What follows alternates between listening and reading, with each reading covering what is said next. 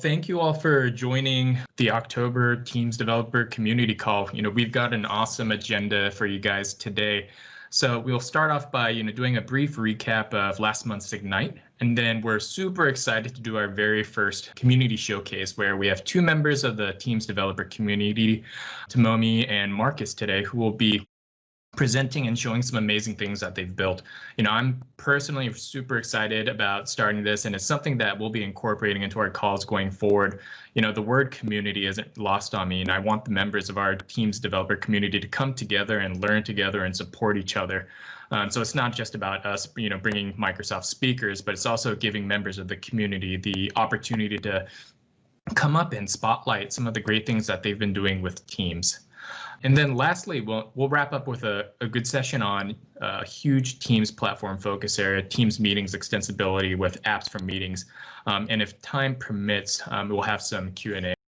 So with that said, let me kind of move on. So Microsoft Ignite 2020. So last month we held our annual Microsoft conference from the 22nd through the 24th of October, or of September, sorry, and that was fully digital. So we hosted hundreds of sessions on a 48-hour cycle across multiple time zones.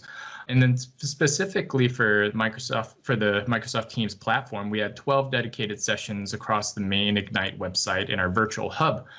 And some of the main platform themes that, we covered during Ignite from a Teams platform standpoint was building deeper Teams integrations with Teams meetings, which will get an awesome overview today by Rajest, who also co-presented on this topic at Ignite.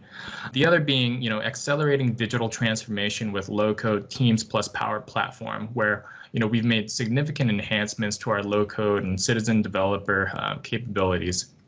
And then lastly, just continuous enhancements to Teams platform and learning, where we've covered many of the amazing improvements to the platform over the past several months that we've made and where we're going forward.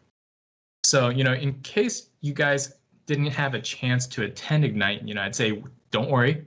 All of the sessions are now fully available on demand across the Ignite website and virtual hub. And I've got all of the Teams platform sessions loaded here and where you can find them. So, if you want, you can go ahead and take a screenshot of this slide, but we'll also be providing out this page in our blog that follows the call, just so you have easy access to these sessions. So, I definitely highly recommend, taking some time when you have some free time to watch some of these sessions. We got some great content on here, kind of keep you up to date on all of the latest happenings from a Teams platform standpoint.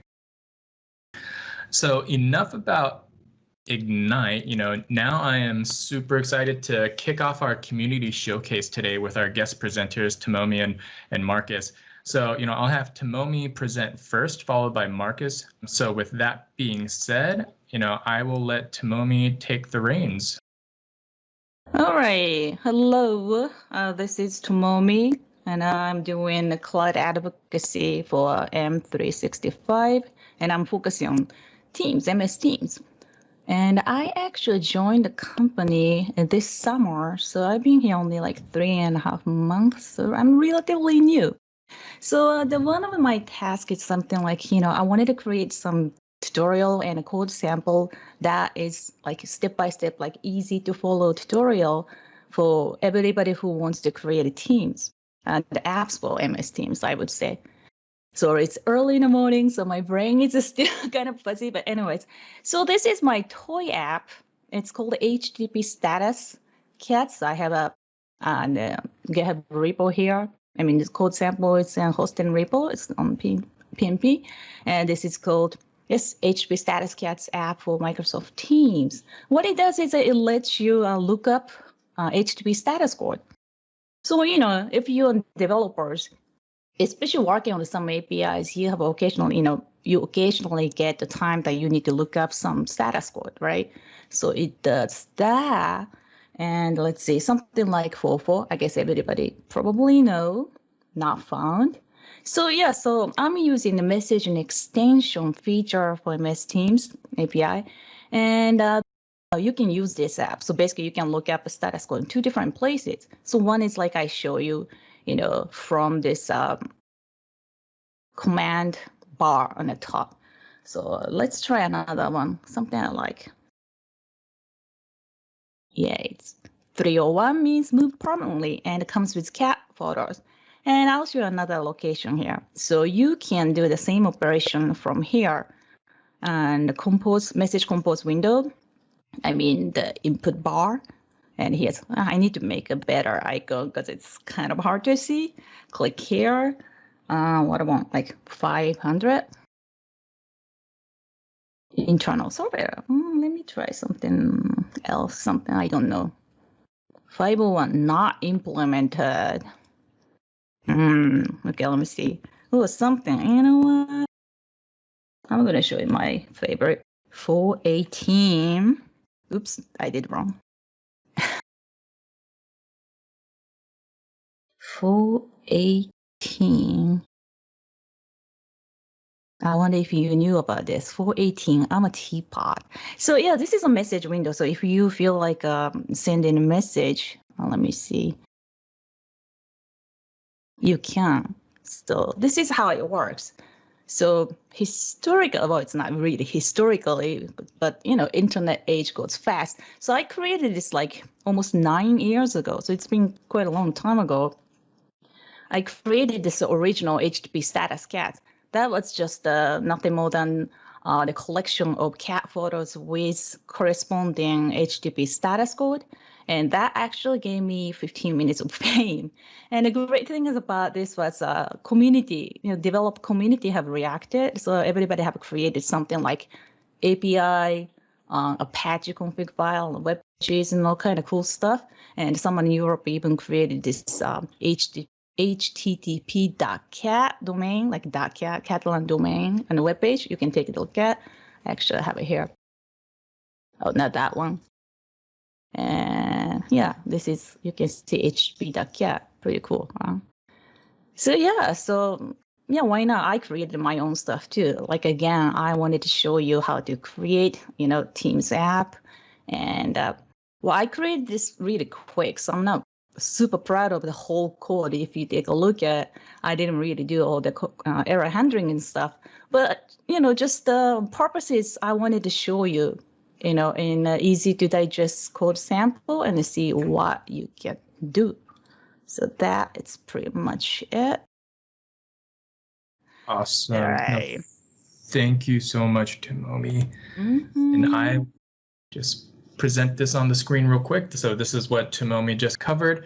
If you guys want to, get some more information on this, here's kind of a slide that kind of covers, what the related article is, where you can kind of locate this on GitHub. But yeah, this was super awesome. This kind of hits me in the feel, gives me all the feels since I'm a cat man. So this was awesome seeing. So thank you, Tomomi. And then next we have Markus presenting today as well. So Markus, I will go off screen and we'll let you take it over. Yeah, thanks. Okay, hello. My name is Markus Moeller. I'm a Microsoft 365 developer and I work for Avanade in Germany. You can reach me on Twitter or via my blog. And the last line is only a warning, just in case of unpredictable background noise. Yeah, in a small flat and stay-at-home times, it can happen that my little daughter cries out. Today, I want to show you about a Microsoft Teams messaging extension, which is search-based, in fact, and the authentication method to access Microsoft Graph in the back.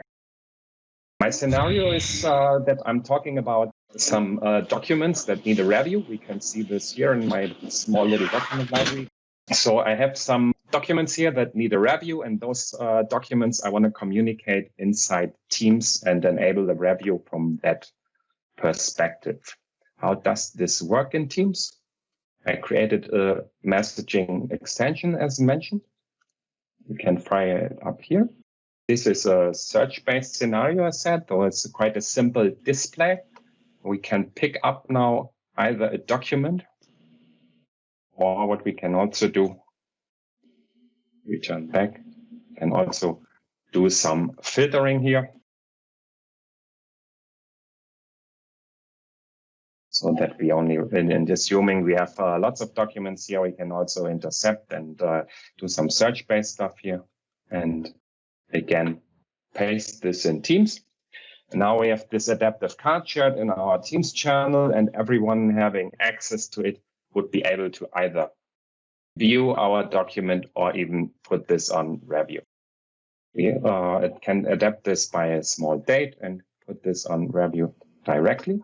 And when we go in our document library, we can see that our document just got reviewed, and also the next review is set to a date in the future. What we can additionally do is, because you might ask how to access these documents, I'm doing this with the Graph API, but with direct SharePoint access. So I need some information from where I get these documents. So such a messaging extension can also be configured with some settings. And in my case here, I have a site ID and a list ID that point to that. So this was just a demonstration. Now let's check how does this work. First is the injection. So how does this code get fired? This is done in the Teams manifest with a so-called compose extension. What we have here is on the one hand, we have a bot ID that will be inserted, and two other things are interesting. So the setting can update configuration, and initial true says that this automatically executed. So this is what we have seen already. Once we click on the extension, we already get documents, not only when we search for something. This is, we see this in the code later, how this is detected. The next thing is, of course, how to get the initial documents. This is executed in the so-called middleware in the Teams app. And this middleware, this iMessaging extension middleware processor in the onQuery method is communicating with the bot in the background. And here what we first try to do is we try to get a user token. In my case, this was successful. And I will just, so that I forget to demonstrate how when it's not successful, I will catch this up in a minute. So here we have a token. This is why I shortened the negative token response here. I directly jump to where we get our documents, and then we instantiate the graph controller, get our settings. What I've shown you, I do this in a really simple way in a JSON-DB option. Of course, in a productive scenario, you might do this different. But just to show you how configuration is done, I'm just retrieving the parameters. And finally, at the very end, in the second last line, my controller retrieves the documents with in the background a simple graph call, and then we have the documents. Alternatively, we had the search, the filtering. In my case, it's more filtering, because when you look in my code, you see that I'm taking the documents from the initial run in this document. So I'm not doing another server request in my case. Of course, I could do this, but just for simplicity reason, I take the original request and simply filter it by the string that I'm retrieving from the search parameters. And finally, I will also use the documents, the items that I have, and then iterate them and transform them in. On the one hand, on the left side, you see the so-called preview visualization. This is in the overall result. And on the right side, you see the single adaptive card representation once I select one. And how this is achieved. This is by simply returning an adaptive card. And on the right hand, you see a bit shortened my adaptive card, consisting of a body and actions. And on the left hand, you can see the preview, which is quite simpler. But here in the search-based scenario, you cannot modify this in a real way. I'll show you some other examples at the end where how you can do this different. And finally, I will put the pieces together in an attachments object, and this is I will return as a result to my messaging extension where it will arrive. The settings you have seen, it's also quite simple. Therefore, we need two methods. This is on the one hand on query settings URL. This is just returning finally the URL to my settings page, which is a small HTML page inside my solution. But I also have to return, of course, existing parameters, like if you already have configured values, you need to return them. This is what I'm doing here in most of the parts of the code. And the second method, the onSettings method, this is executed once the configuration is done and returned back. And in that case, I'm just simply saving my parameters to my JSON-DB simple configuration storage. The reviewed action, finally, we can make this quite short. This is what we also, again, need to check for the authentication. And then we will finally take some parameters, first the configuration again in a short way, and then we will only execute the update item method of my controller. And what I'm finally doing, and this is now I can jump back to my demo because this is what I missed to show you, is that I'm signing out the user. This is no production scenario, of course. This is just for demonstration purposes. And when we go back and try this again, I just want to show you how this looks like when I have no token, when I'm not signed in. Then I will get this. And once I just set this up, then I'm signed in again. And now we see that we only retrieved 2 documents because one was already reviewed. Yeah, this is quite clear. And to show how this authentication works, my last 2 slides or demos is first what I just showed. I hid this in the last screenshots of my code. Here I have the negative check of my token response. So if I don't have a token, then I will simply retrieve from my bot adapter a get signed in link and return this as a messaging extension result. And this is how I retrieve this window, this pop-up window, what you have just seen. Now the final question, how this is configured. This is configured, of course, what you need. I showed this in the manifest already that you need an ID of your bot, and this is a bot adapter you need to configure in Azure. This is on the left side, where you also have to put a messaging extension endpoint. This is a debug scenario here where I'm using ngrok for this IO, but you can also deploy this, of course, to an Azure web app for production scenarios. And at the very bottom, you can see the OAuth connection settings. And this connection setting you see on the right is here I put in my app registration values, so my client ID, my client secret, and the scope. And behind the scenes, of course, I have requested the write graph permissions to write to SharePoint. And that's all how the authentication works together with this app. Now, only some simple screenshots. As you have seen, I told you that it's not, you cannot massively configure the UI in the search-based alternative. Therefore, it's quite easy to implement, as you have seen. But you can also create an action-based alternative. And what I've done here is I'm presenting a grid. And I was also, for instance, highlighting a document that is much longer due for review.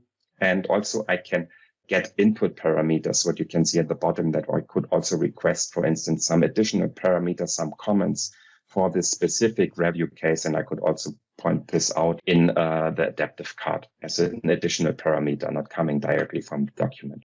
And another option I recently presented in the SharePoint framework call is also quite similar in this action-based scenarios, for instance, developed with SPFX as an alternative to the Yeoman Teams generator, which I was using here. Last but not least, some resources. I've created a blog series on several authentication scenarios all around messaging extensions. Here you can see the link. And then the whole code of this example and also of the other ones is available on my GitHub and also on the Teams Dev Samples GitHub repository. That's from my side. Thanks so much. Awesome. Thank you so much, Markus, for walking us through that. And thank you, Tomomi, as well, for spotlighting, both of your guys' amazing demos and samples that you've created. So now on to our next topic. I'd like to hand it over to my buddy Rajest, who will be walking us through one of the biggest upcoming platform features in meetings extensibility through Teams apps for meetings. So Rajest, do you want to share your screen and kind of kick us off on this? Awesome. Hey, thank you all so much for joining this community call. I am personally so excited to be presenting this. My name is Rajesh. If you watch The Big Bang Theory, I'm Rajesh. And I am currently a product manager in Microsoft Teams. And specifically, I am the PM for Meetings Extensibility. Apart from my time at Microsoft, which has been now 3 years, I am a proud Penn State alum. And love to watch college football. So with that introduction, I kind of want to dive into the Teams platform and how the Teams platform has evolved, and specifically talk about meetings extensibility. When you look at the Teams platform overall, at the very bottom, at the very foundation of the platform, there are services like Graph and SharePoint and Power Platform that then start working across different app capabilities like tabs, bots, and message extensions. And these capabilities of an app, along with the backend services that we offer, work in different surfaces within Teams. You must be familiar with personal scope, channel, and group chat. And for the first time, we're introducing meetings as a surface as well. So this is, a million user, billion minutes kind of an opportunity. And we strongly encourage you to partner with us and start building some applications. So when we think about the meetings lifecycle, meetings is a very, very interesting space in that it's not just about the meeting, but it starts way before the meeting even begins. So when we think about the life cycle, it's things that happen before the meeting, during the meeting, and after the meeting. And before the meeting, there are things that the users try to accomplish, specifically organizers who send out the meeting invitation. They would like to prepare ahead of time. And when they actually go to the meeting, they want a collaborative and productive environment. And when they actually finish the meeting, they want actionable next steps, and they want something that a place where they can store all the information and notes that they have pertaining to that particular meeting. So we've thought through the entire life cycle, just the way you see in this particular slide. And in the course of this presentation, what I'm going to talk to you about is how to actually build your application so that it fits across this meeting life cycle.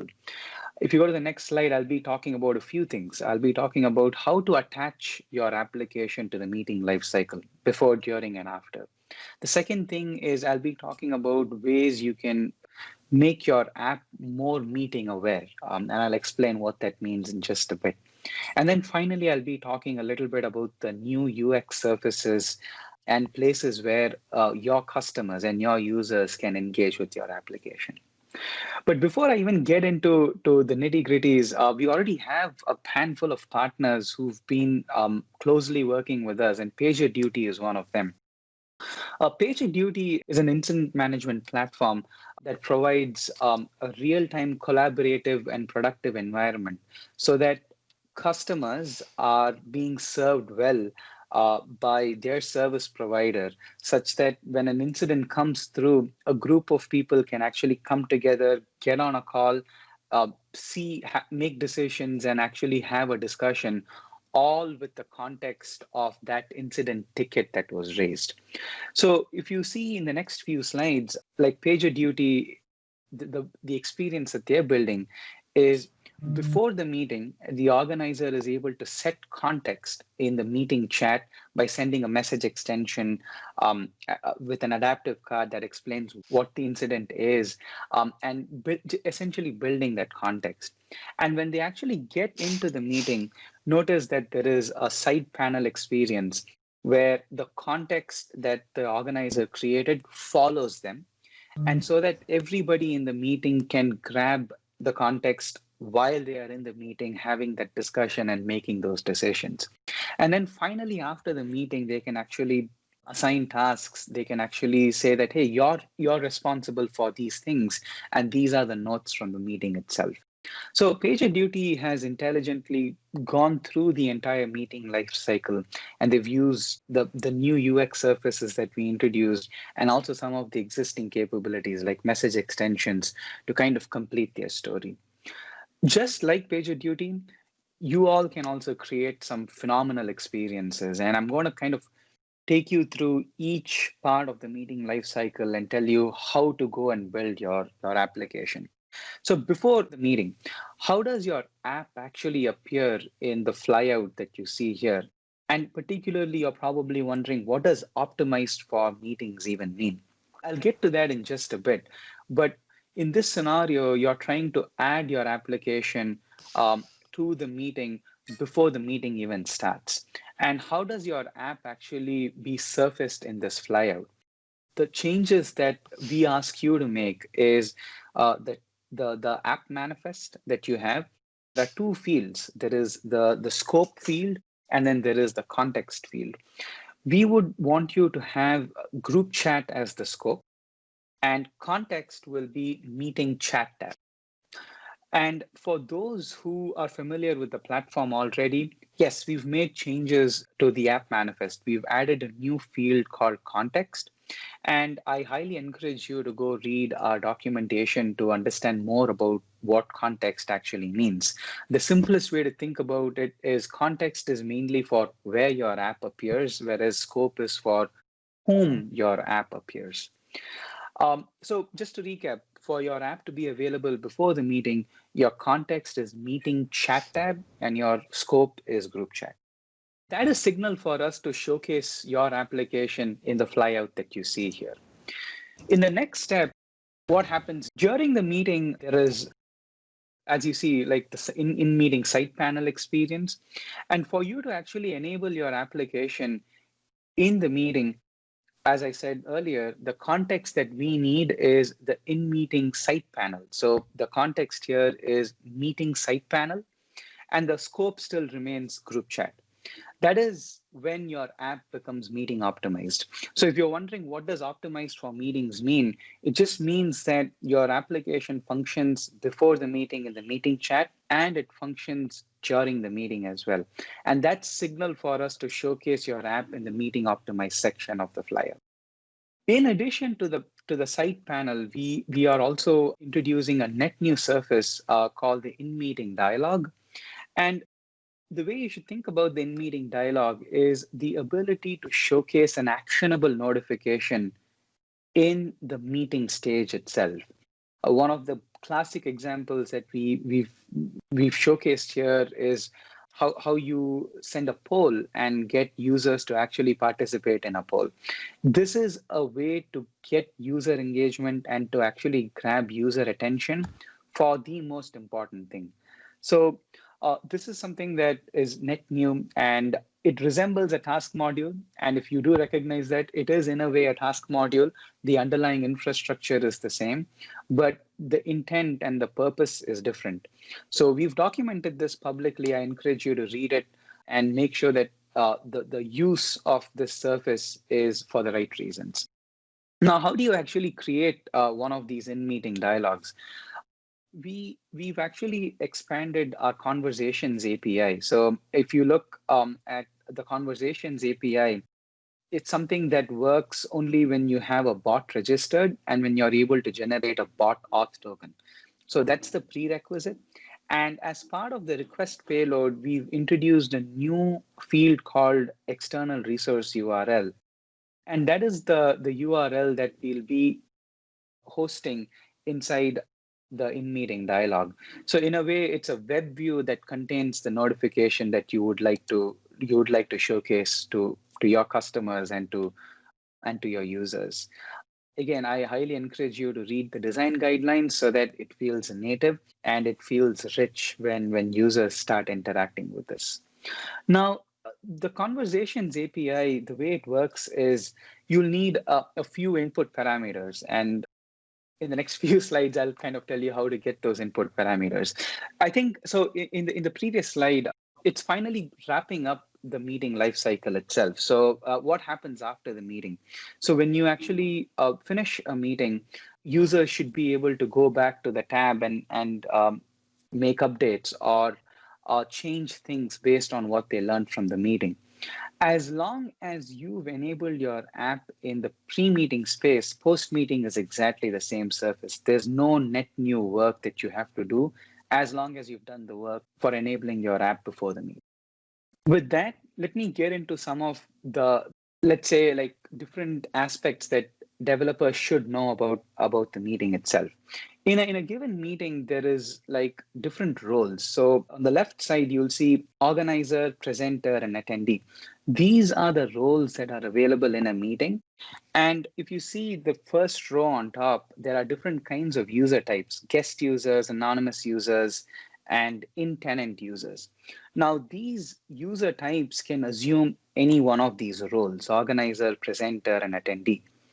But the catch is that when you want to add, remove, or uninstall an application in the meeting lifecycle, attendees cannot do it, and guest users and anonymous users, regardless of what role they have in the meeting, cannot do it. So it's one of those very interesting things that I've marked at the very end of the matrix here, and it also showcases the different roles. As part of the whole meeting lifecycle and as part of meetings extensibility, we've created an API called Get Participant API. And this API gives you the participant role. So if you provide us with the participant ID, meeting ID, and tenant ID, we'll be able to provide you the role of that user. And that's a very powerful API so that you can create experiences based on roles. And when I give you a closing example, I'll tell you how some of the developers have been thinking about it. The way to now retrieve the information, meeting ID, participant ID, and tenant ID, there are a few ways to do this. The first is Tab SSO. The next is the Teams Client SDK. And the third way to get this is through bot invoke. When I say bot invoke, message extensions are also using bots, the underlying infrastructure. So it applies to both message extensions and bots. You can get the participant ID and tenant ID through any one of these methods, but we highly recommend you to use Tab SSO. And as far as meeting ID is concerned, you can either use the client-side SDK or you can use the bot invoke. And below are the links.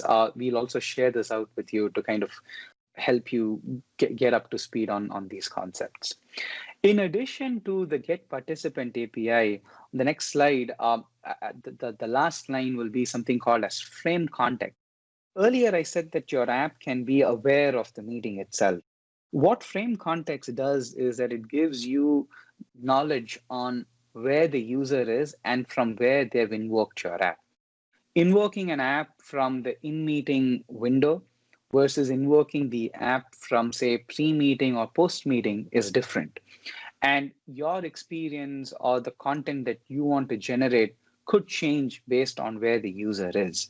Frame context is that tool for you to determine where the user has invoked your app from so that you can render appropriate experiences. So with that, there's always the more admin-oriented aspect. So in the next few slides, I'll kind of quickly gloss over the different admin experiences so that you're aware of how your app is being treated. Admins and organizer controls, for the very first time, anonymous users are able to not just join a call, but they can also interact with apps. And like I said earlier, they cannot add, remove, or uninstall applications. But if you send an AdaptiveCard to the meeting chat, they can actually participate in it, anonymous users. But if admins are not happy about it, they can actually use the new control that we've provided, which is the ability to turn off anonymous users from interacting with applications. If you go to admin.teams.microsoft.com into meeting settings, you will see a toggle that says allow anonymous users to interact with applications. It's default on, but we like I said, we've given admins the ability to go and turn it off if they don't want this to happen. In addition to this, you must already be familiar with permission policies. It's a feature that we announced last year where admins can actually selectively go and enable or disable applications for users and for the tenant itself. And with introducing meeting applications or meetings extensibility, we'll continue to honor any permission policy. So let's say that your organization or your customer has blocked or has enabled a handful of apps, and let's say that your app now has meetings extensibility, nothing changes in terms of their policy. If it's blocked, it remains blocked. If it's allowed, it'll continue to be allowed. In addition to this, I think a few things are, like I said earlier, an organizer or a presenter are the only ones who can add or remove applications or install applications or uninstall applications. So in the meeting window, when you right click, only organizers and presenters will be able to perform these operations, and not attendees or not anonymous users or guest users. I think that kind of brings me to the end of this presentation. And I'll kind of wrap it up with one example, which is Poly. So the way Poly has done this whole thing is before and after the meeting experience, they have added meeting chat tab to their manifest as a context. Now, because of that, they are able to operate as a tab in the meeting chat before and after the meeting. When you go to during the meeting, they've enabled meeting site panel as the manifest context, which is why they are able to render the in-meeting site panel. And if you notice, there is a button called create a poll. They've used the get participant API to determine whether the participant is a presenter or organizer or attendee, and they are rendering experiences in that site panel according to the role of the user who's using the application. And then during the meeting, they have also integrated with the in-meeting dialogue. To my earlier point, they've used the Conversations API, and they've given us an external resource URL to help us render this experience during the meeting, so that users can create polls and get responses from all meeting participants. And then even in here, you'll notice the fact that they've used the participant role API to see like who gets to see the results versus attendees who probably shouldn't be seeing the results just yet. They should just be participating in the poll. But then it depends on the role, so that they can determine whether they show the results or not on the site panel. I think, yeah, so with that, that's Poly's experience, the way they've wrapped things together. And some of the resources are here for you to get started and build similar experiences, or even better experiences through your customer needs and also through your creativity. Thank you. Awesome. No, thank you, Rajesh, for taking time to walk us through all of this. This is a super exciting area, and we're looking forward to all of the amazing meeting apps that are going to be created using these. So to all the devs on this call, start playing around with this. See, we definitely want to see all of the the awesome apps that you can create with this. All right, so we are kind of at the end of our presentation now. So I would love to open it up for any Q&A. So if anyone on the call has any questions for, either Tomomi or Markus on some of the samples or demos that they've created, or any questions for Rajesh, please, feel free to, write your questions in the chat pane, and we'll kind of cover them as we can. Mike had a question for Rajesh about the time frame that this was going to be released. Yeah, absolutely. I cannot commit to any public timeline just yet, but this is in developer preview, so you should be able to go and play with it. You should public docs are already published. It's again in preview, so it's all publicly available. So you should be able to go and start building your applications. In terms of the GA date, I just cannot comment on it at this point. There was a question a little bit ago from Tim about, do apps like PagerDuty require the Advanced Communications add-on license? What does Advanced Communication license entail? I'm not sure. I think it's one of the premium SKUs for, I can't recall the specifics on there as well, but I don't think the PagerDuty app or any of these BD apps require the Advanced Communication SKUs. And then, is it possible to have a meeting application trigger meeting recording, understanding it may have to initiate as a user? Yeah, so that's a great question. The short answer is no, but it's something that we are aware of. Like developers have been asking us about this, so we are aware. We are aware of this ask. It's not available as part of this initial launch. There any app already available? Yeah, so I believe you can try, like, I think in the developer ring you should be able to play with Forms, OneNote, and I believe Poly as well. Okay, great. And then will the whole process be able to be edited and formatted to a presentation? Formatted to a presentation to store the meeting and share it? Oh, like okay, so formatted to store the meeting and share it. No, that's not available. There may be some graph APIs that could possibly give you that, but it's something that I'm not privy to, and it's not part of this offering, or rather this presentation that I have.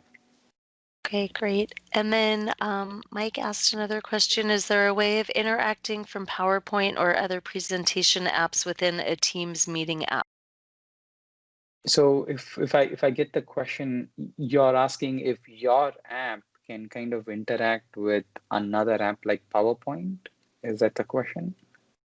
Or are you saying, like, when you share screen, like to do PowerPoint, like some more clarification would help? To present PowerPoint slides and share requests. Oh, okay. Oh, yeah. So I think he is talking about. So I think they're talking about like the ability to like share a PowerPoint presentation like we do today, except that they want it for like other applications. Is what I understood. Uh, we are very well aware of this ask. It's something we do have a plan for it. I don't have timelines. But it's something that we think is a very powerful scenario for us. So it should be in our roadmap. Again, I cannot comment on the timelines just yet. Okay, and that was exactly what he was looking for, so that's perfect. Another question, while scheduling meeting, is there any option to add this meeting apps? Is the person talking about adding an app before the meeting starts, or are they talking about adding an app during scheduling? Before, while you're scheduling the meeting. Yeah. So it's something that we've thought about. It's without getting into too much, the technical aspect. It's about a bit of an interesting space where we need to, like, let me put it this way. It's something that we've thought about, and we want applications to be attached to a meeting. But at the time of scheduling a meeting, it's a feature that we do have in our roadmap. It's not available as part of this launch. You'll need to send out the meeting invitation and then add the application. But the particular ask is something, again, we are aware of it and we are working through it. And I should have some kind of an update soon. I don't know how soon. How about a timeline or schedule to keep the meeting in control? To keep the meeting in control. So not... is he asking for like things like muting, unmuting, start sharing, stop sharing, things like that? Yep. Are you asking for more meeting options, Ricardo? Yeah, elements of the meeting. That is a good one. It's not available as part of, we don't offer those controls as part of our V1 launch. Mike made a comment. I was thinking of a meeting apps using the new context area to show a countdown timer. Sounds like a good app idea. Totally, yeah. I mean, in fact, it's one of the things that we anticipated when we did the in-meeting dialogue. So an in-meeting dialogue is persistent in nature. So let's say that you actually want to trigger a timer because, say, a bunch of students are taking a test. Totally, yeah. You should show an in-meeting dialogue to say you have 5 minutes left or 10 minutes left. I don't know your exact use case, but that you should be able to power that with the offering that we have today. Okay, and I think that's what Ricardo was actually talking about keeping the meeting in control for the time allowance. So that was great. Thank you. I see. Okay. Yeah. There was a question about Teams apps in meetings and if that one will be available in Forms for meeting polls. Yeah, I believe Forms is one of our Microsoft apps that will be available once Meetings Extensibility releases later. Great, thank you. We have a few minutes left for anyone who wants to stay. We still have time for more questions. Matt mentioned there's a feature coming that has a 5-minute notification before the scheduled end, correct? He read about it somewhere. Where you get, it's a half-hour meeting and then 5 minutes before the end, there is a notification. That's right. There's a banner on top. Yep. Yep. So what's the question? So when is it coming? GA, I believe, is the question. Well, I don't know. But then, like, if you want to give notifications because of through an application, the in-meeting dialogue is where we are asking you to kind of go to, versus like the banner kind of experience. So if you want to notify a user saying, hey, you have only 5 minutes left, then, and if that's your use case, then the in-meeting dialogue is what we recommend. How will the behavior of meeting in Teams client and in web client, will they be similar? There's going to be some, let me put it this way, it's not in 100% parity between desktop client and web client. And in the next few months, we'll be working on getting parity across web and desktop. But desktop is leading for now. Example is like anonymous user behavior and things like that. You'll see anonymous users typically will join via web. So there'll be some improvements, and also there'll be some, and if you're a regular user who's going to the web, there'll be some gaps, but we will be eventually working on closing those gaps. Okay, and then what about for mobile, the behavior on that? Will that be in a similar? Yeah, so mobile is also not up to parity. So in the next few weeks, or in the next few weeks or couple of months, I would say, there will be meeting apps available on mobile as well. But like I said, there'll be some gap in terms of parity. So right now, it's going to be desktop that's kind of coming forward, and then we'll work through parity across web and mobile soon. All right. The recording for this will be available in the next 24 to 48 hours. We do have a series of developer community calls. If you're not aware of them, there's some on SharePoint, Power Apps, just across the whole platform with a lot of information of crossover. There's one last question about any plans for adding any kind of insights into the meeting experience that education has to tell how much attendees have engaged? There is thinking around it. At least we've started thinking about providing those insights and making it like a platform offering, but it's not available as part of our V1 offering. You should consider just keeping an eye out for updates via Graph APIs, and then in general updates from the meeting space, but it's not available as part of our V1 offering. Okay, great. I think that's it. Thank you to everyone for joining and who stayed on and asked a whole bunch of questions. That was awesome. And to the presenters, for sure. We really appreciate it. We're looking forward to sharing more community demos and samples in the coming months. And with that, thanks again, and we will see you next month. Awesome. Thank you. Thank you, everyone. Thank you.